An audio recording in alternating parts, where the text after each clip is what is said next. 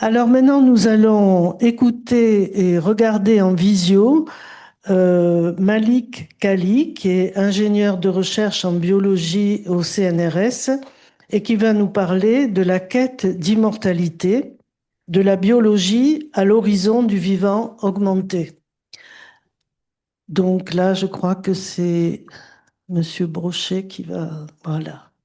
Bonjour Malik Kali. Bonjour, vous m'entendez bien? Oui, je crois. Tout le monde entend là? Oui, voilà. Donc, Super. vous avez la parole. On vous écoute. Merci beaucoup. Déjà, merci aux organisateurs de m'avoir invité à cette conférence qui s'avère être passionnante. Et du coup, pour vous parler de la mort, en fait, j'ai choisi de prendre un peu le pendant inverse, d'aller un peu au contre-pied et de vous parler de la quête d'immortalité. Donc, hop. Est-ce que vous voyez le diaporama? Ouais, voilà. Donc oui, car en fait, ce qu'il faut savoir, c'est qu'il y a quand même des rêves que l'humanité elle porte en elle depuis ses origines. Et parmi les plus anciens et les plus persistants, il y a celui-ci, celui de vivre sans fin, d'échapper à la mort, de repousser l'ultime frontière. Ce désir, cette obsession parfois, traverse les cultures, les époques et aussi les croyances. Et typiquement, dans l'épopée de Gilgamesh, qui est l'un des premiers récits connus de l'humanité, le roi sumérien Gilgamesh, terrassé par la perte de son ami Enkidu, qui est juste ici, hop, voilà, que vous voyez juste ici. Donc, une fois terrassé par cette perte de son ami, il part en quête de l'immortalité et il la cherche auprès des dieux, il la cherche aussi dans des plantes magiques et surtout dans la fuite en avant. Et bien entendu, il échoue. Et comme tous les héros tragiques qui, après lui, affronteront la condition mortelle, lui non plus n'a pas échappé à ça. D'autres personnages, d'autres personnes aussi, cette fois-ci dans l'histoire, ont aussi tenté de trouver par la magie et la science cette quête d'immortalité. C'est le cas des alchimistes qui cherchèrent longtemps à créer l'élixir de jouvence. Et on dit d'ailleurs que le plus célèbre d'entre eux, Nicolas Flamel, que je vous ai représenté ici, l'aurait trouvé. Mais sans trouver véritablement l'immortalité, aussi le comte de Saint-Germain aurait réussi à prolonger son existence de plusieurs vies, ça c'est plutôt côté Renaissance. Et là, je vous ai mis une petite photo d'élixir d'immortalité que vous pouvez trouver notamment sur Amazon à l'heure actuelle. Donc vous voyez, c'est encore un mythe qui est tout à fait d'actualité. Et aussi, la fiction, elle est pleine de mythes de l'immortalité. On a plein de, de récits, typiquement le docteur Frankenstein avec sa créature mythique, donc qui fait tout pour voilà, braver la mort et ressusciter une créature. On a le comte Dracula, tout ce qui est déclinaison avec les vampires, et aussi l'immortalité vue par Highlander, voilà. Et aussi Man from Earth, qui est un homme du Paléolithique qui survit jusqu'à nos jours. Très très intéressant comme film. Mais voilà, tout ça pour dire que le mythe est présent dans nos sociétés encore à l'heure actuelle. Et aujourd'hui, ce rêve ne relève plus uniquement du mythe et de la religion, il s'invite dans les laboratoires, il est questionné dans les revues scientifiques, il mobilise des budgets faramineux, des chercheurs, mais aussi des entrepreneurs. Il fait la une des médias. On a toujours des titres vers la fin du vieillissement, des scientifiques affirment pouvoir reculer la mort, ou l'homme qui ne voulait plus mourir. Alors, on peut se poser cette question vertigineuse. L'immortalité est-elle en train de devenir un objet scientifique légitime? Si oui, à quel prix? Biologique, psychologique ou encore philosophique? Donc, je vais vous proposer de voyager à travers cette nouvelle frontière de la science où se rencontrent la biologie cellulaire, la médecine régénérative, la génétique, mais aussi la peur de vieillir, l'angoisse existentielle et la réflexion sur ce que cela signifie d'être un humain fini, avec donc cette idée de finitude. On parlera des avancées concrètes, celles qui visent à ralentir le vieillissement, réparer les corps, voire à numériser l'esprit, mais on ne pourra pas aussi éviter une autre dimension très très importante, plus profonde, plus intime. Qu'est-ce que ça signifie vraiment de vivre très longtemps, voire indéfiniment? Et que devient notre rapport au temps, aux autres, à nous-mêmes dans un monde où la mort serait facultative?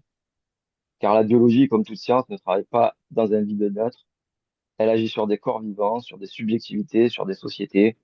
Et c'est pourquoi aussi votre présence en tant que psychologue, penseur du sens, c'est aussi très essentiel, je trouve, pour interroger ce que la science pourrait faire, mais aussi ne devrait peut-être pas faire. Donc voilà, je vais développer un peu cette conférence autour de ces axes-là. Et je vous propose d'entrer dans le vif du sujet. Qu'est-ce qu'on sait aujourd'hui de ce qui nous fait vieillir et par conséquent de ce qui nous fait aussi mourir? Donc, le vieillissement et la mort, on va essayer de comprendre un peu les mécanismes biologiques. Est-ce que c'est une fatalité ou est-ce que c'est seulement un programme qui pourrait être amélioré, voire complètement réécrit? C'est ce dont je vous propose de parler là. Donc, pourquoi est-ce qu'on vieillit et pourquoi est-ce qu'on meurt? Intuitivement, on pourrait penser que le corps il vieillit simplement parce qu'il s'use comme une machine, mais la réalité biologique, elle est en réalité beaucoup plus complexe et nuancée. Donc, pendant longtemps, les chercheurs ont débattu sur le vieillissement. Donc, est-ce qu'il est programmé par la nature ou est-ce que c'est un sous-produit de l'évolution, une sorte de dérèglement progressif ou bien une perte de contrôle aussi de l'organisme?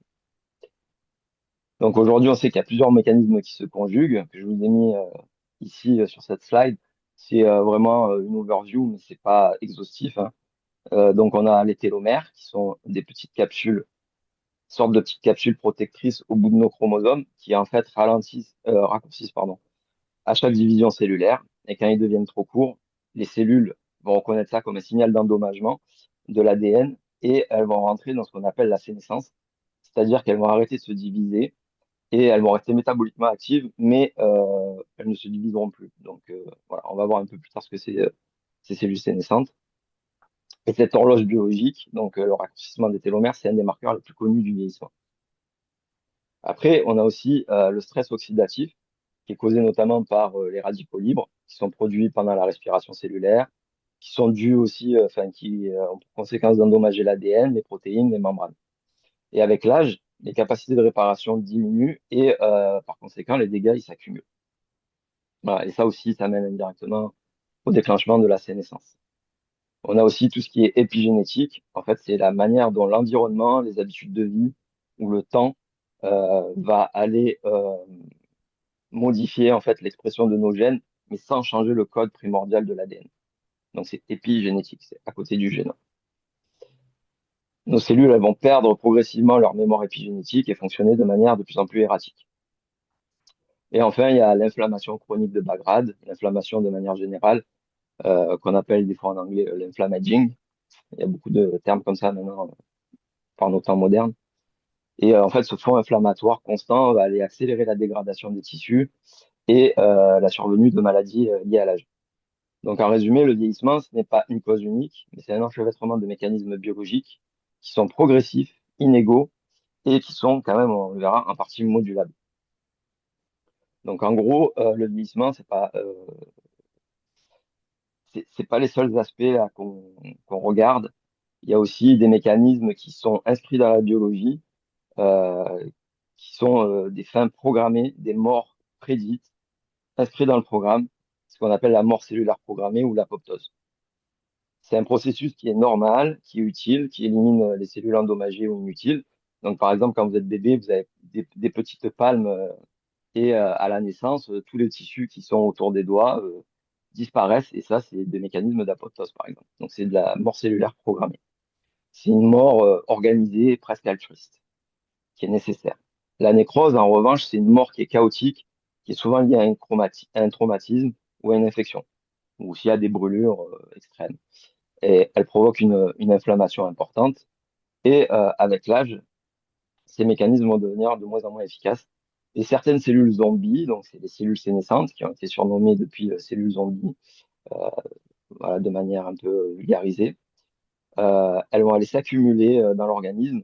Donc comme je vous ai dit, elles se divisent plus, mais elles restent métaboliquement actives et elles ne meurent pas non plus. Elles envoient des signaux inflammatoires délétères à leur entourage, elles vont aller les contaminer, donc un peu comme le système des zombies, de proche en proche. Et ces cellules jouent un rôle majeur dans la dégénérescence des tissus et dans le vieillissement, ce qu'on appelle le vieillissement de manière plus courante.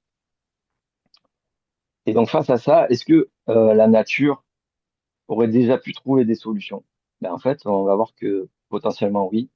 Il existe dans la nature des exemples fascinants d'organismes qui défient les règles du vieillissement. Par exemple, le homard qui continue à grandir toute sa vie et qui ne semble pas montrer de déclin progressif. Il y a des vers plats, comme les planaires ici, qui peuvent se régénérer de manière indéfinie, enfin indéfiniment. Et on a aussi la méduse Turritopsis d'Ornil, qui est souvent qualifiée de biologiquement immortelle.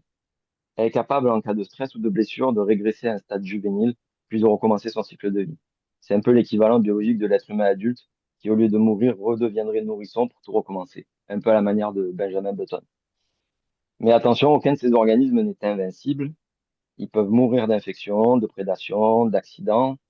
L'immortalité biologique, c'est pas synonyme d'invulnérabilité, mais plutôt une absence de vieillissement naturel. Voilà, ça protège pas non plus de tout. Et la grande question, c'est pourquoi vieillir? C'est l'espèce d'énigme évolutionnaire, mais on va voir qu'il y a un vrai sens à ça, en fait. Si certaines espèces peuvent vivre très longtemps, pourquoi est-ce que l'humain ne peut pas? Donc, ce qu'on sait par rapport à ce qui est connu dans la recherche, c'est que c'est un processus, en fait, qui est inscrit dans l'évolution et qui a une vraie signification au niveau de la sélection naturelle. Donc, la sélection naturelle, elle va favoriser la reproduction et pas la longévité. Donc, une fois que l'individu a transmis ses gènes, ils deviennent d'un point de vue purement biologique moins utiles, voire inutiles. Donc, vieillir et mourir pourrait donc être paradoxalement une stratégie évolutive pour laisser la place aux générations suivantes, ce qui permet en cas de changement dans l'environnement ou autre, de pouvoir s'adapter plus facilement. Donc, paradoxalement, mourir, ça permet à l'espèce de survivre. Voilà. Et là, on le voit avec des exemples, donc des souris qui vivent très peu de temps, mais qui se reproduisent de manière exponentielle. Les chats aussi, qui ont une durée de vie plus longue que la souris, 10-15 ans, mais qui, eux, vont aussi se reproduire. Pour vous donner un exemple, un couple de chats peut donner en 4-5 ans 20 000 individus en tant que descendance.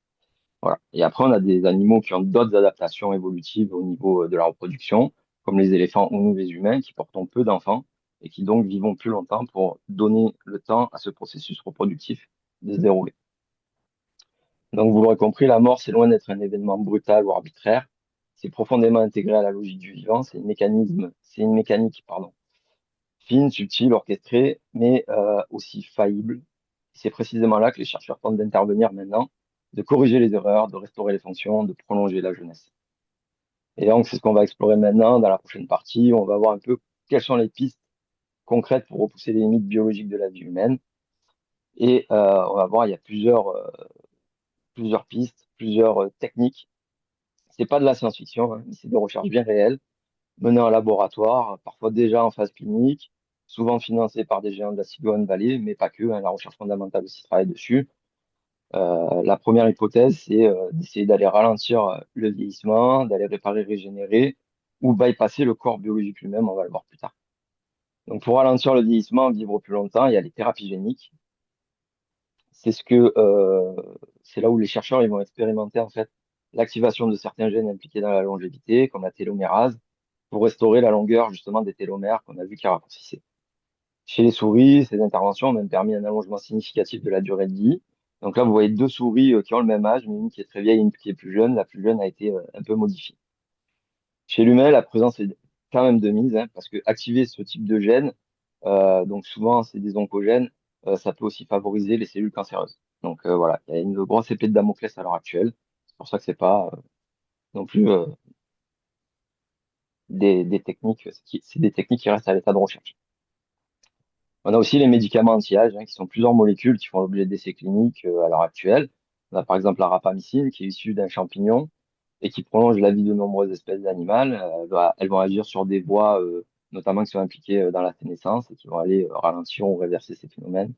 Il y a la metformine, qui est un médicament contre le diabète de base, mais qui fait l'objet d'une vaste étude actuellement pour tester ses effets sur le vieillissement. Il y a aussi les NAD boosters ou la spermidine aussi qui sont en vente libre, mais bon, qui ont des résultats très très mitigés. Après, il y a une piste extrêmement intéressante, extrêmement efficace, c'est la restriction calorique et c'est mimétique. Donc, c'est vraiment un des résultats les plus robustes en biologie, hein. On a pas mal de data là-dessus. Manger moins prolonge la vie.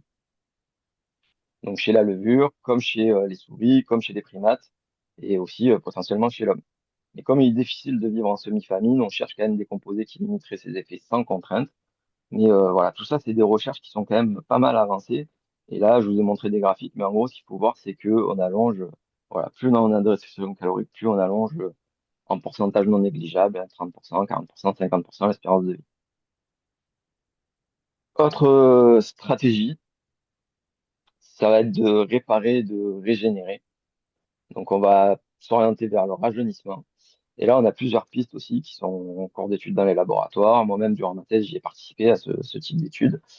On a la médecine régénérative dans le principe, là sur votre droite, dans le principe, c'est d'utiliser des cellules souches pour permettre de réparer certains tissus. Et l'objectif, c'est de pouvoir un jour remplacer les organes entiers par des tissus cultivés à partir de nos propres cellules.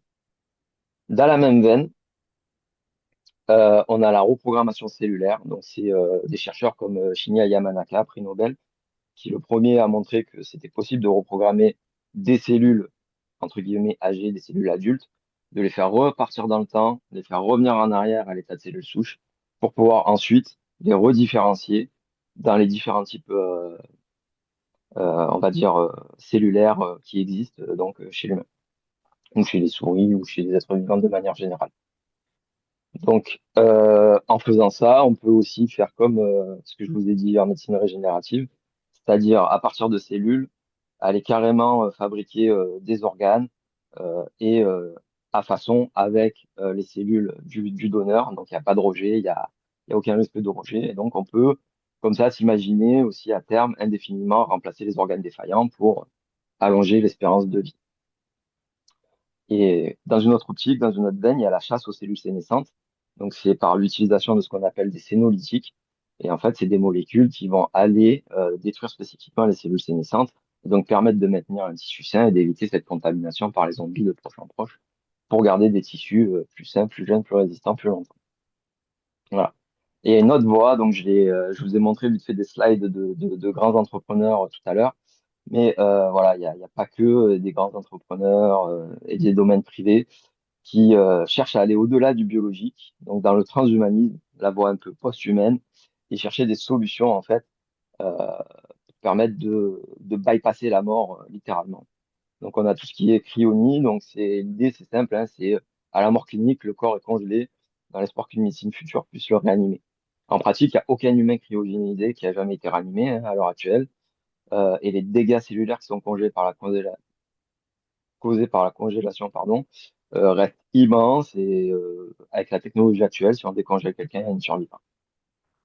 Mais pour certains, c'est un pari sur l'avenir qui peut paraître rationnel donc les gens n'hésitent pas à investir des centaines de milliers de dollars dans leur future cryogénisation pour pouvoir un jour être animés dans un futur où leur maladie ou le vieillissement aura été complètement guéri et où ils pourront revivre une vie. Voilà. On a aussi des idées un peu plus originales qui sont l'idée d'aller télécharger notamment la conscience. Certains rêvent de numériser le cerveau, de copier l'esprit et de l'implanter dans une machine. Aujourd'hui, ça relève encore du fantasme, mais parce qu'on ne sait pas encore cartographier la totalité des connexions neuronales du cerveau humain et on ne sait pas non plus comment la conscience émerge de cette activité dans les détails. Donc ça reste encore, pour l'instant, on ne peut pas se télécharger dans un ordinateur, mais il y a beaucoup de gens qui investissent énormément là-dedans dans l'espoir d'un jour y arriver. Donc voilà. Et aussi, voilà, on peut se demander si on est du coup une structure ou un processus. Est-ce qu'une carte suffit à reconstituer le territoire du moi? Ça, c'est une question, je pense, où voilà, la psychologie et la philosophie est indispensable, notamment. On a cet aspect de l'homme augmenté, donc le transhumanisme, hein, l'hybridation homme-machine, plus réaliste et en cours d'étude, hein. L'intégration progressive de la technologie dans le corps humain à base d'implants, de prothèses, d'interfaces, comme ce que fait Elon Musk en ce moment avec une de ses entreprises. Ça pose déjà des questions fondamentales quand même sur l'identité, la continuité du sujet et les limites de l'humain. Voilà. Donc aujourd'hui, on voit que les biotechnologies, elles ne promettent pas encore l'immortalité, mais elles cherchent à retarder la mort, à restaurer la jeunesse, optimiser le corps, étendre l'existence. Certaines de ces approches fonctionnent, du moins partiellement, et souvent chez l'animal. Mais avec de nouvelles possibilités, il y a une autre interrogation plus intime, plus vertigineuse, pardon. Est-ce qu'on est psychologiquement prêt à vivre beaucoup plus longtemps? Est-ce qu'on veut réellement vivre sans fin? Voilà, c'est ce que je vous propose d'explorer dans la partie suivante, d'aller plus vers une psychologie de l'immortalité. Donc là, je sors de ma zone de confort en biologie et je me rapproche de vous, voilà, pour essayer de voir un peu les aspects plus psychologiques de cette immortalité qui oscille entre désir et finalement le vertige, avec une notion de vieillissement comme un processus identitaire. On a exploré un peu le vieillissement là comme un processus biologique, mais maintenant on va revenir à l'humain, à ce qui se passe dans sa tête, dans sa psyché, quand on envisage la perspective d'une vie sans fin. La mort, c'est une frontière biologique et surtout une limite psychique existentielle. Mais la question n'est pas seulement peut-on vivre éternellement, mais plutôt que devient le sujet, son désir, sa mémoire, sa relation au monde, dans une vie qui serait prolongée, voire même infinie. Donc vieillir, c'est vraiment perdre, bien sûr, des forces, des souvenirs, des proches, mais c'est aussi se construire, intégrer et se transformer. On a le psychologue Eric Erikson qui décrit le vieillissement comme une phase de développement à part entière, où l'enjeu n'est plus la performance, mais la transmission, l'intégration du parcours et l'acceptation de la finitude. Autrement dit, la mort, elle donne en réalité du sens à la vie. Elle organise notre rapport au temps, à la réalisation de soi et à l'autre. Et donc, si on supprime cette échéance, que deviendrait cette dynamique intérieure? On peut se poser la question. Le désir d'immortalité, entre une quête de maîtrise et angoisse de dissolution, sur le plan psychologique, on voit que le désir de vivre éternellement peut refléter plusieurs dimensions, notamment une angoisse de la mort, qui est pas simplement la peur de ne plus être, hein, mais aussi celle de perdre le contrôle, d'être effacé, d'être oublié. Beaucoup de gens veulent absolument laisser une trace, par exemple. Et on a aussi un refus du deuil, de la séparation, du passage. C'est une manière de nier la perte, de suspendre le temps. Parfois même une forme de narcissisme moderne, comme Brian Johnson, qui commence à faire parler de lui, qui refuse la transmission, le vieillissement, la vulnérabilité et qui veut vivre le plus longtemps possible, qui est vraiment centré sur lui-même. Et comme le montrent aussi les travaux d'Ernest Becker, ou la théorie du management de la terreur, la peur de la mort structure profondément nos comportements, elle pousse à créer, à aimer, à construire, à transmettre, ou à fuir, accumuler, voire même contrôler. Et on peut se demander, se poser la question, que devient une société où l'on ne meurt plus, où le moi refuse de céder la place? Voilà, je vous laisse avec plein de questions pour la réflexion suivante. On a aussi une autre hypothèse qui est un peu plus paradoxale, mais en même temps bien fondée, je pense. C'est que l'immortalité psychique, elle pourrait très rapidement devenir insoutenable. Donc on a Bernard Williams, philosophe, qui, dans un essai célèbre de 73, Problems of the Self, il parle d'un cas, le Macropoulos case, euh, voilà, où il imagine une femme en fait qui vit éternellement et qui finit par s'ennuyer profondément parce qu'en réalité plus rien n'a d'urgence, plus rien n'a de saveur. La répétition, elle vide le monde de son sens. Et d'un point de vue existentiel, l'urgence de la mort, donc, elle crée le désir. Si on peut toujours remettre à demain, que resterait-il de la motivation, de notre volonté à créer, d'aimer, ou encore de choisir? Et puis sur le plan de l'identité, on se définit aussi par rapport au temps, par rapport à la mémoire, par rapport à l'oubli. Mais si on vit très très longtemps, il y a une question très simple qui se pose. Est-ce qu'on peut rester soi-même sur des siècles? Et quelle est la continuité du moi dans l'infini? Est-ce que c'est encore moi? Si mes souvenirs s'effacent, si mes proches sont morts depuis longtemps, si mes valeurs ont changé 10 fois, l'identité psychique, en réalité, on peut se dire qu'elle n'est pas forcément conçue pour l'éternité. Maintenant, j'aimerais parler aussi du vieillir ensemble, aborder très rapidement ça, et du rôle en réalité de la mort dans le lien social. Elle touche pas seulement l'individu, elle organise la mort, elle touche pas seulement l'individu, elle organise, pardon, le tissu social. Elle permet le renouvellement des générations, elle rend possible la transmission, elle crée des liens autour du deuil, du souvenir, de la finitude partagée. Elle permet de prendre conscience de certaines choses aussi. Et du coup, dans un monde sans mort, certains resteraient jeunes et productifs, d'autres seraient figés dans un corps qui survit, mais qui s'éteint intérieurement. On peut se demander du coup comment vivre ensemble dans un monde où certains ont 500 ans et d'autres 30. D'ailleurs, c'est un peu le sujet du film La Time Out, qui est très sympathique, où tout le monde s'arrête de vieillir à 25 ans, et où après, par contre, voilà. Moi, je vous laisse le suspense si jamais vous voulez le voir, mais voilà. En gros, la mort, en ce sens, elle égalise. La supprimer pourrait creuser des inégalités biologiques, psychiques et sociales. Donc, on peut se dire en conclusion que la promesse de l'immortalité, d'une longévité extrême à minima, peut paraître séduisante sur le papier, mais elle bouleverse en réalité notre rapport au temps, au sens, à l'identité, au bien de l'autre. Parce qu'on est psychologiquement préparé à vivre plus longtemps, pas seulement biologiquement, mais aussi intérieurement.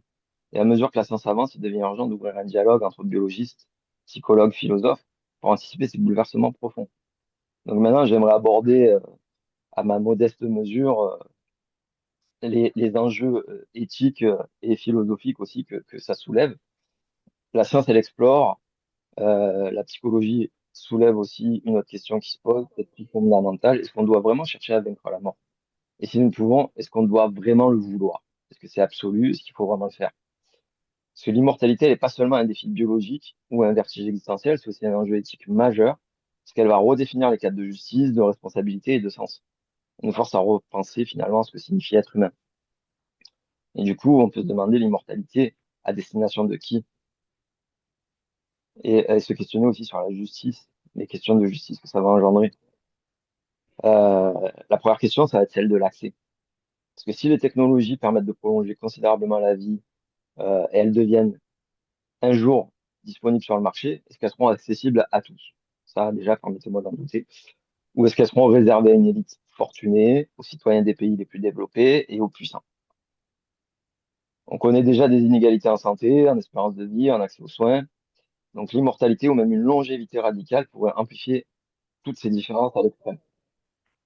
Imaginez un monde où certains vivent 150 ans, 200 ans, d'autres meurent à 60, à 30, à 40. Un monde où la richesse permet non seulement de mieux vivre, mais de vivre plus longtemps. Est-ce que ça serait pas l'ultime privilège finalement? La mort, en ce sens, c'est une forme d'égalité radicale. Son effacement risque d'introduire une forme de hiérarchie biologique durable, où la longévité deviendrait un capital héréditaire. C'est un peu le thème aussi du film Time Out, dont je vous ai parlé juste avant. Et la mort comme condition de sens aussi, c'est très important. Il y a beaucoup de philosophes qui ont affirmé que la finitude donne sa valeur à l'existence. Je partage un peu ce point de vue. Heidegger parle, par exemple, de l'être pour la mort. C'est la conscience de notre finitude qui nous pousse à choisir, à nous engager, à donner du sens à nos actes. Si on était éternel, l'urgence de ce choix disparaîtrait. Il n'y aurait plus de projet à accomplir avant qu'il ne soit trop tard. L'éternité, paradoxalement, elle pourrait vider la vie de sa densité existentielle. On a l'exemple notamment dans Un jour sans fin où Bill Murray revit indéfiniment le jour de la marmotte et où à des moments il est complètement perdu et il en vient même à tester différentes manières de se suicider. Ce qui fait que ça recommence de toute manière. Voilà. On a aussi Bernard Williams qui, dans sa réflexion sur l'immortalité, souligne que même si on peut changer de goût, de centre d'intérêt, au bout d'un moment, la répétition deviendrait insupportable, comme pour Bill Murray. On parle d'un ennui catégorique, un désintérêt profond, non pour une activité en particulier, mais pour le fait même de continuer à vivre. Au niveau de la responsabilité éthique, prolonger la vie de manière radicale, ça pose aussi la question de notre rapport au monde et à la génération future. Quels seraient nos rapports à l'environnement si on devait vivre dans un monde pendant plusieurs siècles? Quel serait notre engagement dans la société? Voilà. Quel sens prendrait la parentalité, la succession, la transmission? En un mot, est-ce qu'on est prêt à porter le poids de tant de futurs? Et à l'inverse, est-ce qu'on risque pas de nous enfermer dans une société figée où les mêmes individus dirigent, occupent les places de pouvoir, bloquent le renouvellement? Voilà. Donc, on a peut-être plus de choses à perdre qu'à gagner avec ces paris-là. Et ce qu'on risque de perdre, au-delà de la justice et de la responsabilité, il y a la question du coût humain de cette immortalité. Qu'est-ce qu'on abandonne quand on refuse de mourir? Le courage de transmettre, la sagesse née de l'acceptation du temps, peut-être aussi la beauté même de l'existence qui se nourrit de sa brièveté. Hans Jonas, dans le principe de responsabilité, rappelle que toute puissance technique doit s'accompagner d'un questionnement éthique sur les conséquences à long terme. La capacité de prolonger la vie doit donc s'accompagner d'une réflexion sur ce que nous voulons faire de cette vie et pourquoi. On arrive donc au cœur du paradoxe moderne. On a de plus en plus de moyens de reculer la mort. Mais est-ce qu'on a encore les mots, les repères, les récits pour vivre une vie sans fin? L'immortalité biologique, si elle devient possible, ne sera pas une simple prouesse scientifique. Au-delà de ça, elle redessinera nos sociétés, nos psychés, notre rapport au monde et aux autres. C'est pourquoi il est absolument essentiel d'associer les philosophes, les psychologues, les penseurs à cette réflexion. Je pense que c'est vraiment indispensable. Et il faut garder à l'esprit que ce qui est techniquement possible n'est pas toujours humainement souhaitable. On a donc parcouru ensemble un chemin qui, j'espère, vous avez trouvé fascinant, avec voilà, des ponts entre la biologie, la technologie et l'éthique. Je pense que vous l'avez peut-être trouvé un petit peu dérangeant aussi, mais c'était fait exprès, hein. De la biologie du vieillissement aux technologies de, de la longévité, du désir d'immortalité au vertige psychologique des promesses scientifiques, aux enjeux éthiques les plus profonds. Et si on devait résumer ça en une phrase, je pense, on est en train de déconstruire biologiquement ce que la culture humaine a toujours tenu pour absolu, la mort. Mais cette déconstruction, si elle a lieu, n'est pas univoque. Elle soulève des tensions, des paradoxes et des risques. Si la science progresse, elle le fait parfois à une vitesse vertigineuse et ça signifie pas que tout est possible. Tout ce qui est possible, pardon, est forcément souhaitable pour nous et pour la société. Elle peut proposer des moyens, mais elle ne dicte ni les buts, ni les valeurs. Alors, que faire finalement de ces avancées? Est-ce qu'il faut les arrêter? Est-ce qu'il faut les embrasser sans réserve? Probablement ni l'un ni l'autre. Peut-être trouver une voie entre les deux. Il faut les penser, les encadrer, les questionner collectivement. Et c'est là que je pense qu'on a tous un rôle à jouer, aussi bien les chercheurs que les psychologues, les philosophes. En biologie et en sciences humaines, on a un rôle fondamental. Et la plus grande question, c'est pas peut-on devenir immortel, mais bien que devient l'humain quand il cesse d'être mortel. Et peut-être qu'en définitive, la vraie quête, ça devrait pas être celle de l'immortalité, mais un peu comme j'ai mis dans mon titre, la quête de mortalité. En définitive, on devrait plutôt chercher être en quête d'une vie plus lucide, plus consciente de sa finitude, plus riche de sens. Vieillir et mourir, par extension, ce sont pas seulement des défauts biologiques à corriger, c'est aussi des expériences humaines profondes, constitutives de notre rapport au temps, à l'autre, mais aussi à nous-mêmes. Voilà, j'espère que vous avez apprécié ce petit voyage en ma compagnie et je vous remercie de votre attention.